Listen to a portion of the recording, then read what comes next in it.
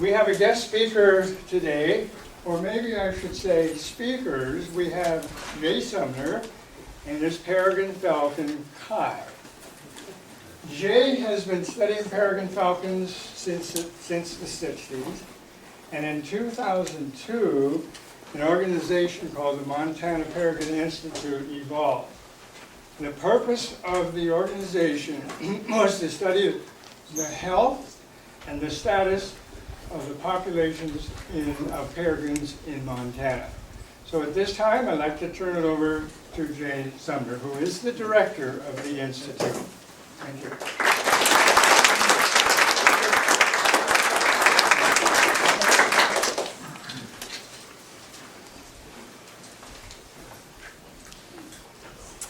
Thanks, Doug.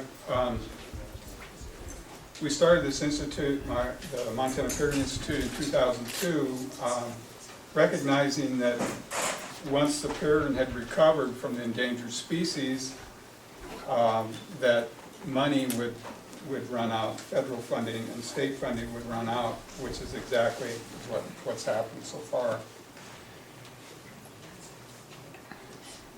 I want to brief you a little bit about the life history of the peregrine falcon. Peregrine falcons are attracted to these large cliffs along river corridors. So any major river corridor in Montana that has large cliff has at least some peregrine falcons looking at them. This is on the Smith River. The peregrines prefer the major faces. They like these big faces. They perch on top of these cliffs. They perch on top of these cliffs and they do a lot of hunting right from the tops of these cliffs. The cliffs have great convection currents that go up the cliff and help them carry their prey up to the nest. Jay? You guys hear me for a okay? second. We want to make sure the sound's what your mic. What sound do they make? They might make a sound today, I'm hoping. I saw my first peregrine outside of Livingston. I'm from Livingston, Montana, and there's a cliff south of Livingston, directly over the highway, and I saw this peregrine stoop into this very ledge that you see here, and it's that point in my life that I said, hey, this is a bird I want to study the rest of my life. They prefer these horizontal ledges with overhangs, so they get protection from the overhang, and they like the openness of the horizontal ledge. This is a peregrine nest.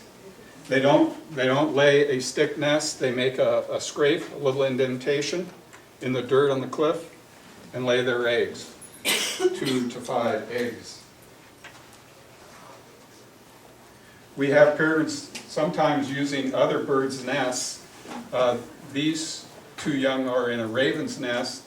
We've had one peregrine pair use a golden eagle nest. So occasionally they'll use another raptor's nest, but they don't build their own nests.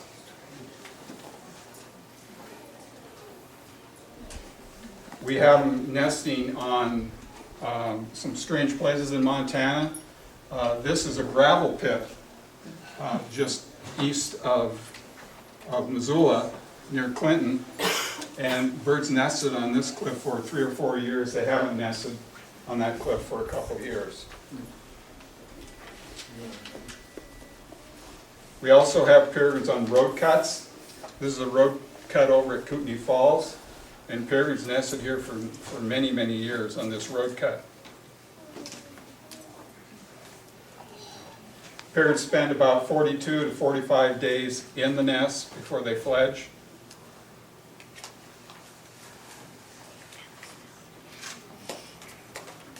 Our median fledge date for Montana is July 8th. And this year was a very strange year. Our peregrines fledged 2 weeks early all over Montana, which put a little pressure on the research end of it to try to get counts on these young.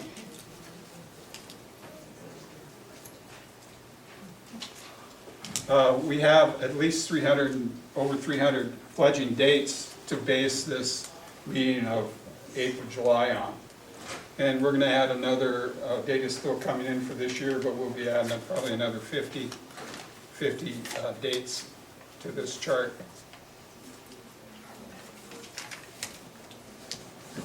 The nickname for the Peregrine Falcon is the duck hawk. Peregrines prey on birds. About 95% of their diet is birds. They don't take a lot of ducks. They're taking usually the smaller birds along the rivers, like shorebirds, swallows, Clark's nutcrackers. They don't usually take the larger prey species.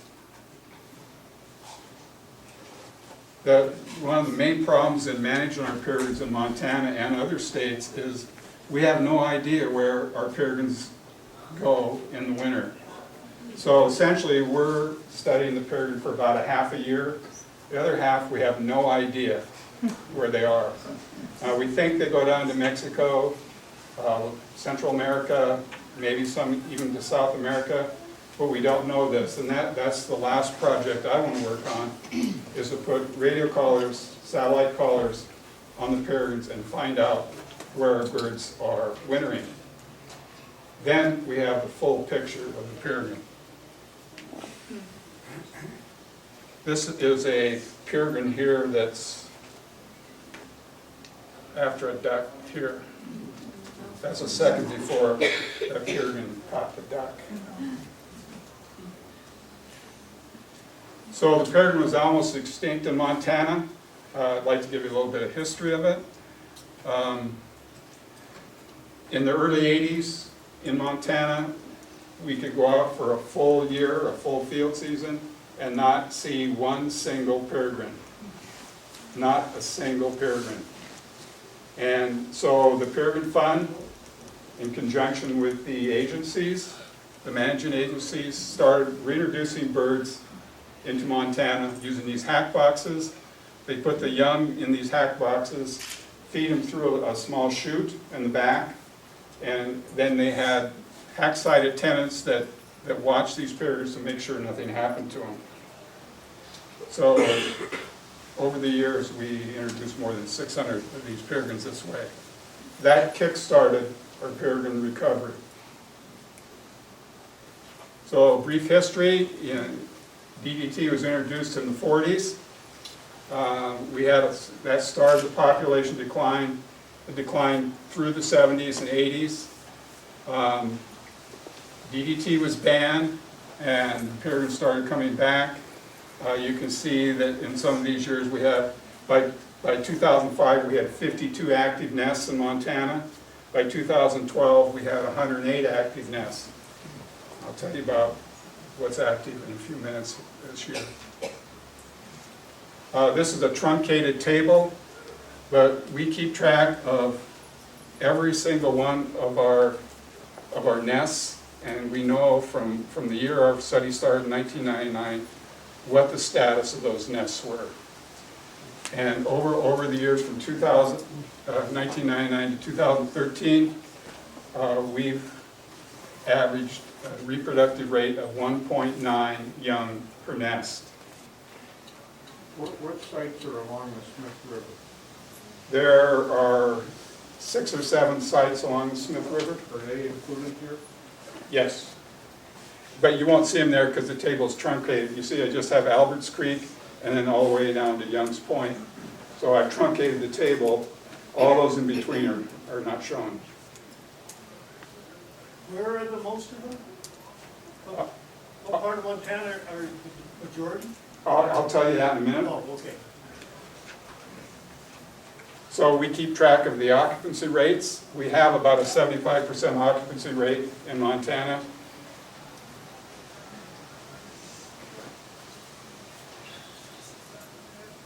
So now we're getting to this year's data, 2015. It was a banner year for the Peregrine Falcons.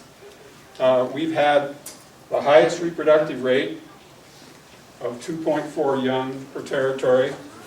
We have the most young ever counted, over 223 data still coming in, so this will change slightly. and over 127 active territories. So the peregrine did very well this year in Montana. This year we found 26 new territories just this year. If you want to compare it to something, back in 1999 when we started our studies, we had 16 known territories in Montana.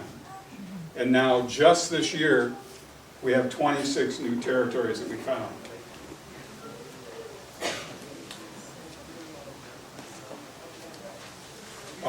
We studied bighorn. We studied in 2008, 2009, 2012, and we continued that research this year in the bighorns. That is the area that has the highest concentration in Montana, the Bighorn Canyon.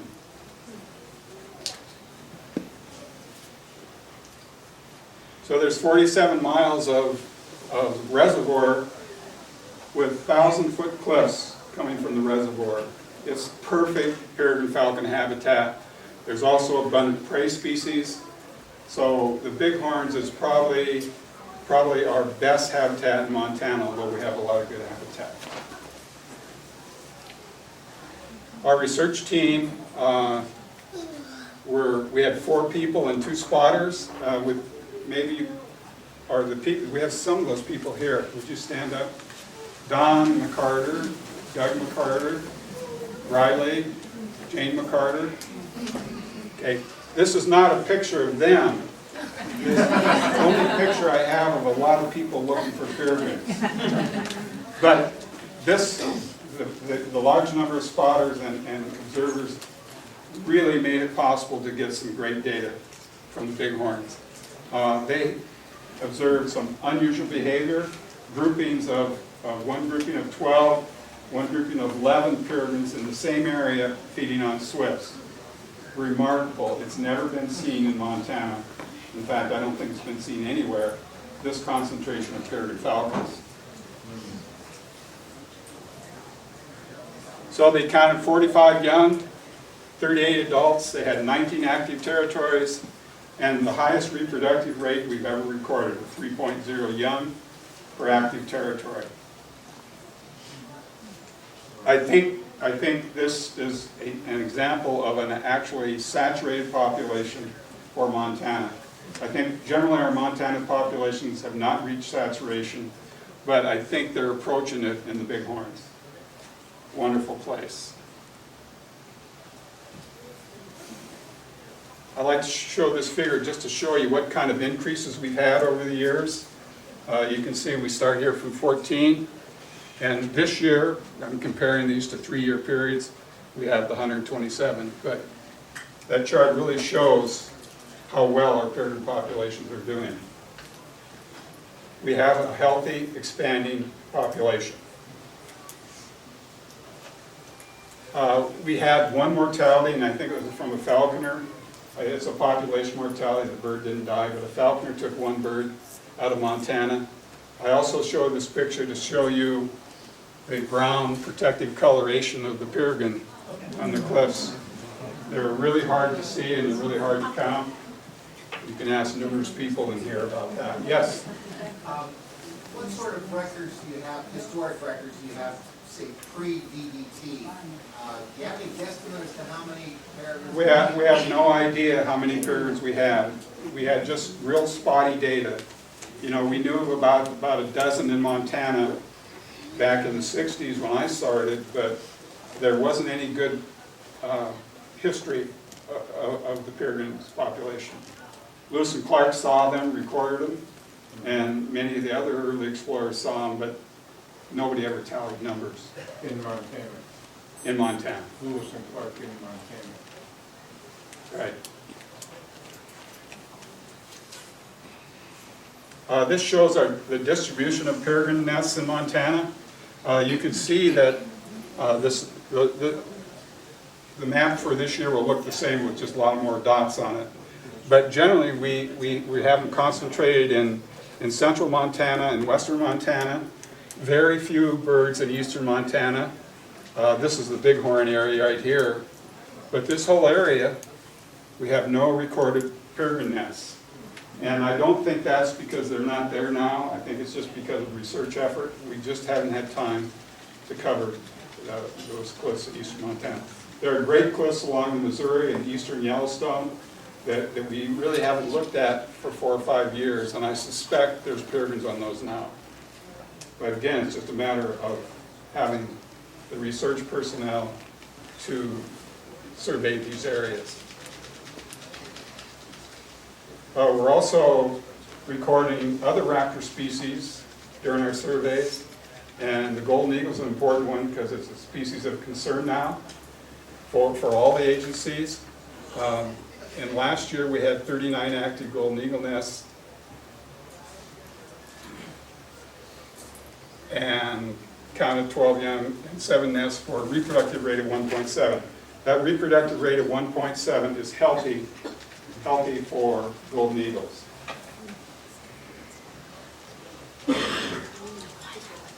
So when we're looking for these peregrine nests, we run across the golden eagle nests. We recorded over 264 golden eagle territories in Montana with 155 that had actual nests where we saw the nests.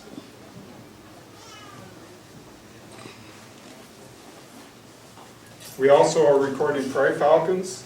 We run into a lot of prairie falcons during our surveys. Do you have a question? Oh yeah. You know, you guys said half the year you guys don't know where they go. Right? Why don't you guys just put a GPS on one of them? That's good. Good idea. And we've got that proposal in. In fact, we've had that proposal in for several years.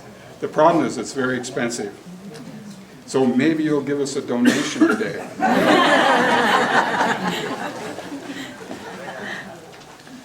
Yeah, it's something we want to do, and I'm hoping we can do that in the next year or two. What was the suggestion? Put GPS locators. Put GPS locators on our falcons.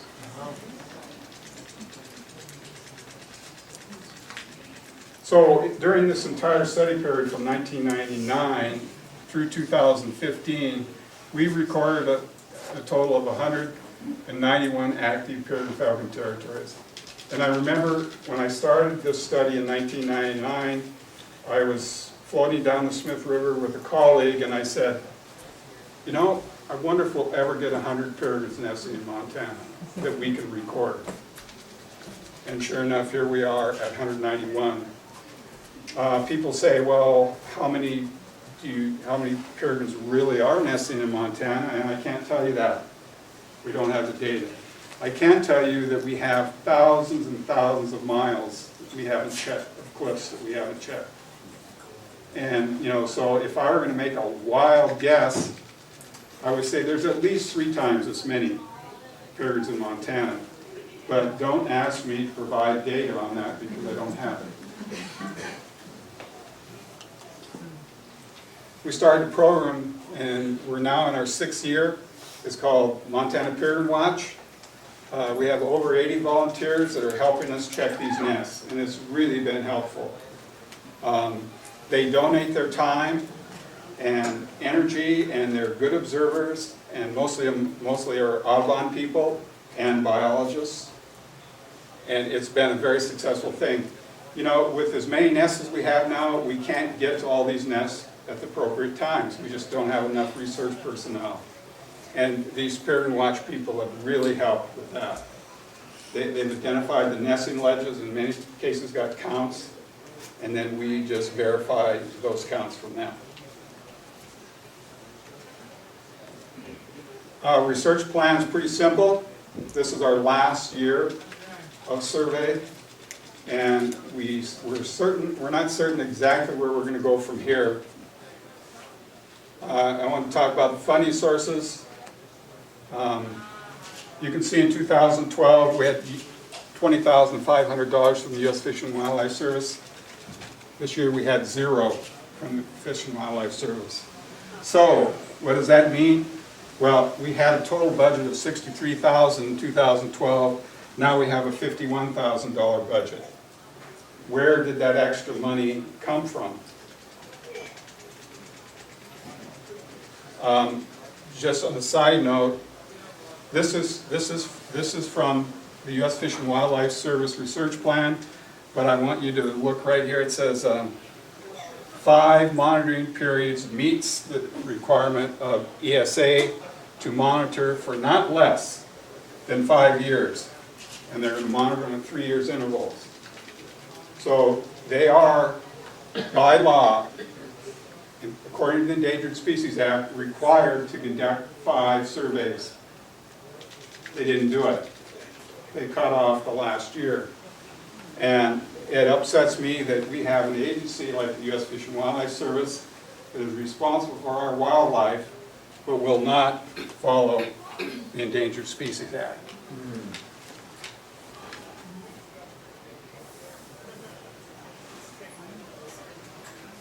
So we have the Peregrine Falcon Working Group in Montana. It's composed of all the agencies, agency biologists, agency administrators, and private researchers like myself.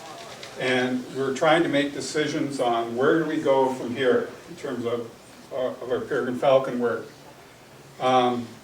Should we survey now every 5 years, 10 years, 20 years? We will probably recommend every 10 years now. So the next survey will be in 2025. And what response should trigger a response from the managing agencies? U.S. Fish and Wildlife Service says if the reproductive rate falls below 1.0, that should trigger a response. Okay, or if, say, the occupancy rate drops by 13%, that should trigger a response. My question to the U.S. Fish and Wildlife Service is, how are you going to know that if you don't have these studies going on? I mean, yeah, we'll respond to this, but we don't have any studies to know what it is. And I'm hoping that they will adopt Montana as one state, because we have 17 consecutive years of data, but they will adopt Montana as one of those places where they're going to use to determine the health of the national peregrine falcon population.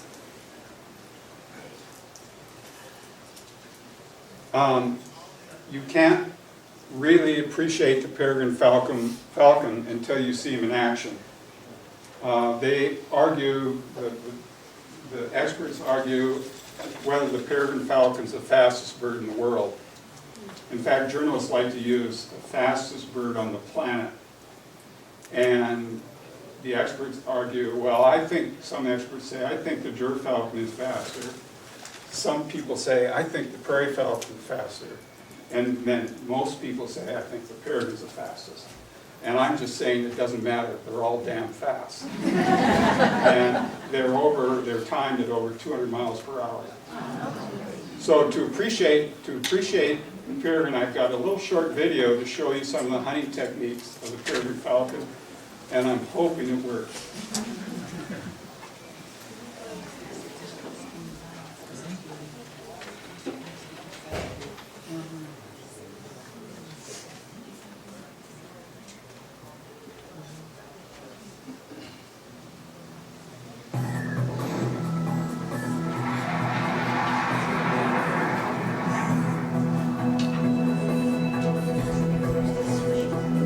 Peregrines seem to love pulling G's as much as any pilot. They experience maximum G's in one of the greatest demonstrations of flight control in any bird. Their signature attack, the stoop.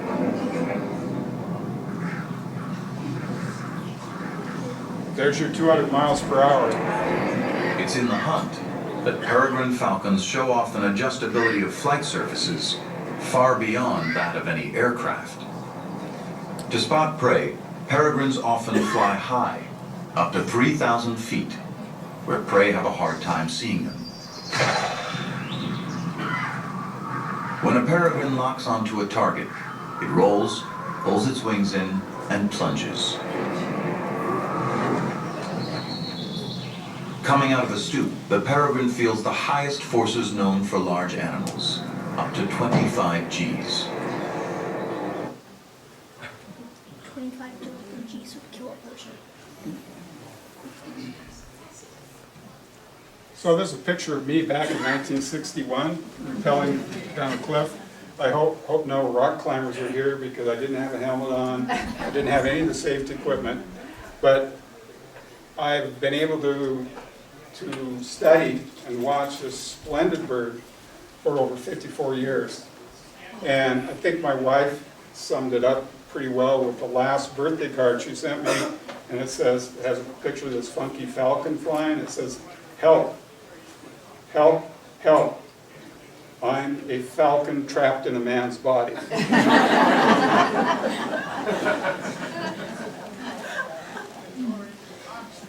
So if you need any more information, you can visit our website, montanaperegrine.org.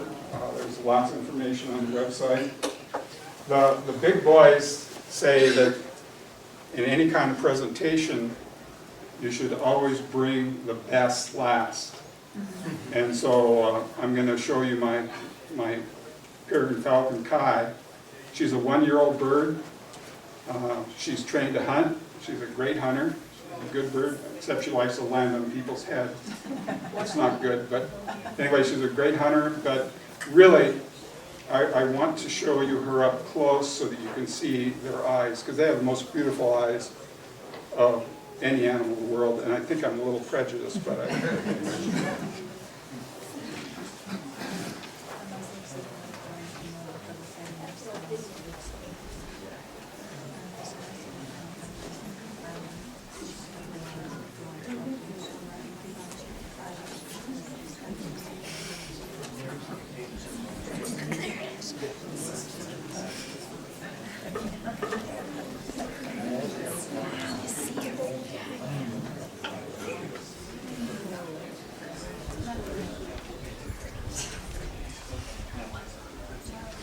the hood keeps her calm when there's large groups of people, but we'll take a chance and take it off so you can see the eyes.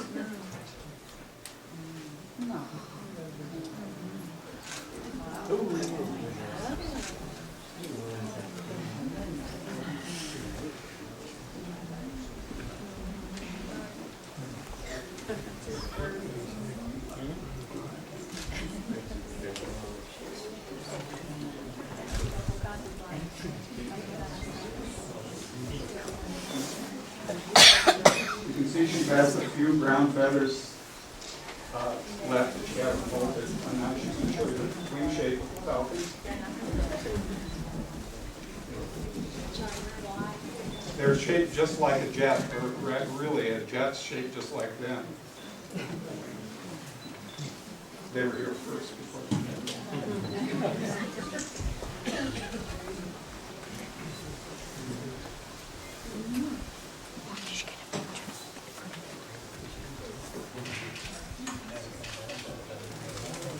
called rouse.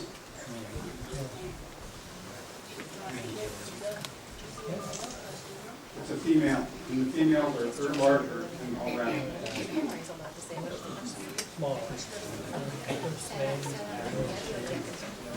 Oh, somebody's got the same camera as me. I'm sorry. Falcon. He was a little bit older than me and had problems with health and asked me if I wanted to fly. I said, sure do. How old is she? She's a year and 2 months. How long have you had her? I've had her a year. Does she recognize you individually, Yeah, other than your handling techniques? yeah, but she mainly comes to me because I have food. And so, I would like to fly her for you right now, just outside if we could, but you keep them fat all summer, you feed them all summer, so they're real heavy, because you want their feathers to come in strong. And so if I let her go now, I don't know what she'd do when she comes back to me. And will she hunt for you? She does hunt for me. She's taken lots of pheasants, lots of ducks, few honeydeer partridge. She's a good hunting bird. When you showed the picture of the falcon coming from on high, it looked like it hit the pheasant but didn't grab it. Right. The technique is when they hit their prey, they're going so fast that it close their tongues like this, and it's an impact with their body hitting the bird kills it. And it doesn't, I guess she must do this with her legs when she hits. She tucks them in tight when she hits. I saw a wild peregrine over by Billings, Montana, and it was up a couple thousand feet, just looked like a piece of sand in the sky. And this mallard duck was flying over the river, and this falcon went into the stoop. I could hardly follow her with my binoculars, it was so fast. But she hit that duck so hard, it looked like a bomb exploded inside the duck. The feather just went anywhere, everywhere. And then the duck just fell, it was dead on impact, and it landed on the Montana Power lawn. And this peregrine makes 4 or 5 circles around, comes in, lands on it, eats the duck right in front of everybody, and that was it. So really their hunting technique's much different than the old eagle or the owls or the hawks. They don't grasp the prey. Unless it's small, a lot of times small birds will just grasp it. What part of their body are they hitting the duck or? With their talons, with their legs tucked in, and their talons closed. So they have the fist. It's not called a fist. Yes. I'm quite amazed at what difference it meant to get rid of DDT. But in everything else I'm reading, there's enzyme disruptors and monarch butterfly, horrible things, and on and on and on and on. Was it special about DDT because of the egg metabolism and the hardness of it? Or why aren't there 20 other chemicals we're worrying about with falcons? Well, I think there should be, and I think there will be. You know, right now we're not detecting any loss of reproductive rate. But that's one reason why I want to be able to know where these birds go. Where are they winter? Are they wintering in Mexico where they're using DDT, which they are? Are they wintering in South America? What kind of chemicals are they using? Where they're wintering? They're spending half their life away from Montana. So that's an important study, I think. Is the greatest concentration in Montana population? No. Utah probably has, I know Utah and Colorado both have more than Montana. But we're third right now. But a lot of it's just a function of how many researchers we have looking for. I would say you're about to I wish we had 5 more researchers. How did you get a permit, You have to pass a test. It's a test given by the state. If you pass that test, then you have to be an apprentice under a master falconer. I was already a master falconer, so I didn't have to do that. So what's their migration? I mean, when do they come back to Montana? They come back to Montana, earliest riders come early March, and they leave sometime in August, although we don't have good dates for that because our work's done by the end of July. So we haven't spent a lot of time following up exactly how long they spend around the cliffs, but it's 3 weeks to a month. But they spend just hunting around the nesting cliff. Yeah. How heavy is that? Pardon? How heavy? 2 pounds. Yeah, I fly her at 32 ounces. Yes?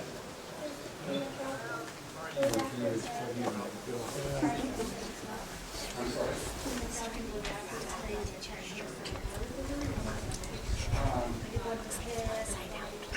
Not necessarily. You know, if you get a good falcon, you really train them out there, you all head shoot. But I'm not sure the wild birds do that, but they probably do some. And then they have this little notch in their beak, and that's for, they put their beak down and they put it in their spine and it splits and breaks the spine. So it's really, I'm glad the falcons do that, because you get something like a goshawk, if you train a goshawk to that, it'll eat the prey alive. Or kills it from the falcon, almost always kill it first, so that's nice. Yes? Does the same pair of falcons come back to the same nesting area year after year? They do. They oftentimes switch nesting cliffs or ledges on that cliff, but they come back, and so do the young. And that's why we have grouping pods of nests in Montana, because the young come back, but the adults drive them away. And so they go to the base of cliffs. So if you remember that map of Montana that shows you clear nests, there's pods, groups.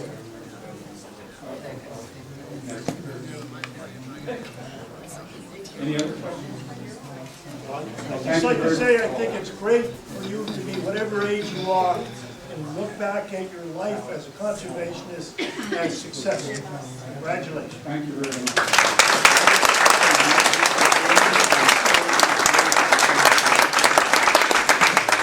Hey, Jay, can I make a comment here? Sure. Jay showed you a video of the Falcon and the jet. I was fortunate enough years ago that I got to fly an F-16 simulator, and I had to put on a G suit, and when we were playing around with the simulator, I was pulling 10 Gs. The bird is pulling 20 to 25 Gs. And at 10 Gs, I'm almost passing out. So how does the bird cope with that? In their nostrils, they have a structure called a spiral bone. It's called a turbinate. And it's spiral instead of smooth. And when they're at a stoop, the air is being reduced so that he can breathe with the lungs, and the pressure is decreased so he doesn't have to put up with this G-force and basically pass out. So it's amazing what we've learned from these birds.